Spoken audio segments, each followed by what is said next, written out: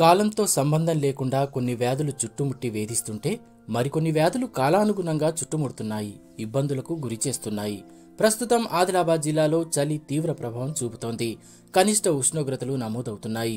ఉదయం సాయంత్రం వేళల్లో చలి మరింత ప్రభావం చూపుతోంది. తీవ్రమవుతున్న చలి కారణంగా శ్వాసకోశ వ్యాధులు, ఇతర రుగ్మతలతో ఇప్పటికే ప్రజలు ఆసుపత్రి బాట పడుతున్నారు. ముఖ్యంగా ఆస్తమా వ్యాధిగ్రస్తుల పరిస్థితి మరింత ఇబ్బందికరంగా తయారయ్యింది.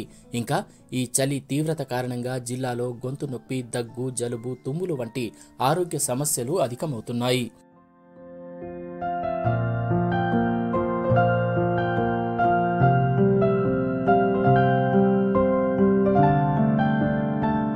మరోవైపు జిల్లాలో ప్రజలు చర్మ సంబంధమైన సమస్యలను కూడా ఎదుర్కొంటున్నారు.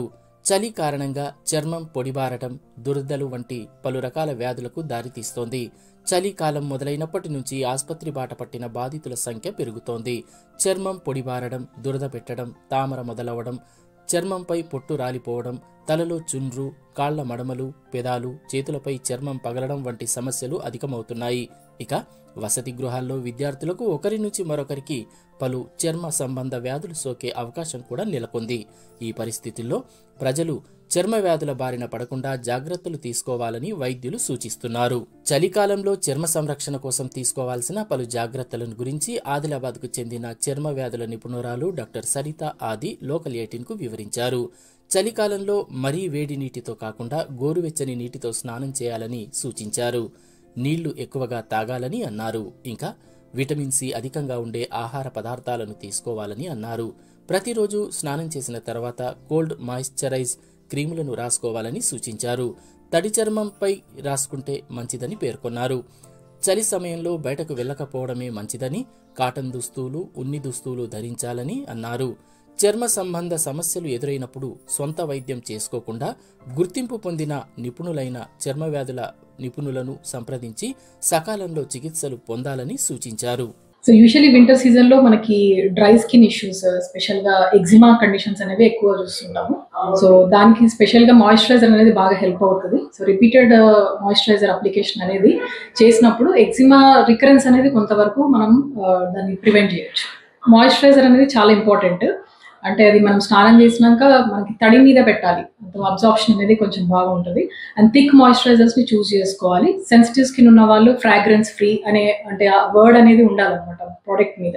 సో అలాంటివి చూస్ చేసుకుంటే బెటర్గా ఉంటుంది. స్కిన్ అనేది బాగా డ్రై అవ్వడం వల్ల సెన్సిటివ్ అవుతుంది. దాని బ్యారియర్ అంటే దాని ప్రొటెక్షన్ అనేది కూడా తగ్గిపోతుంటుంది. సో మనం ఎక్స్టర్నల్ గా దాన్ని మనం ప్రొటెక్ట్ చేసుకోవడానికి మాయిశ్చరైజర్ అనేది ఫ్రీక్వెంట్ గా అప్లై చేయాలి winter season especially. And hair కూడా డ్రైగా ఉంటుంది అనమాట వింటర్ లో. అంటే హ్యూమిడిఫికేషన్ అనేది మనకి తక్కువగా ఉంటుంది, హ్యూమిడిటీ అనేది.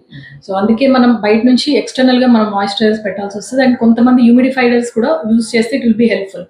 అంటే రూమ్స్ లో హ్యూమిడిఫైడర్స్ దాని వల్ల హ్యూమిడిఫికేషన్ పెరిగి కూడా మనకి స్కిన్ అనేది కొంచెం బెటర్ ఉంటుంది. సో యూజువల్లీ పాదాలు కూడా ఎక్కువగా క్రాక్ అవుతుంది. క్రాక్ ఫీట్ బాగా చూస్తుంటాం మేము వింటర్ లో.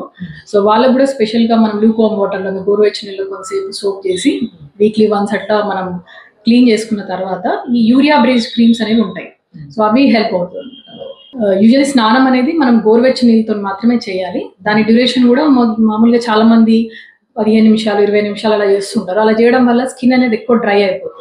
So usually less than 10 minutes duration లోనే మనం స్నానం అనేది కంప్లీట్ చేసుకున్న తర్వాత మనం తడి మీద మాయిశ్చరైజర్ పెడితే దాని అబ్జార్ప్షన్ అనేది బాగుంటుంది. అండ్ కొంచెం స్కిన్ ఇష్యూస్ అనేది కూడా బెటర్ గా మనం డీల్ చేయొచ్చు వింటర్ లో.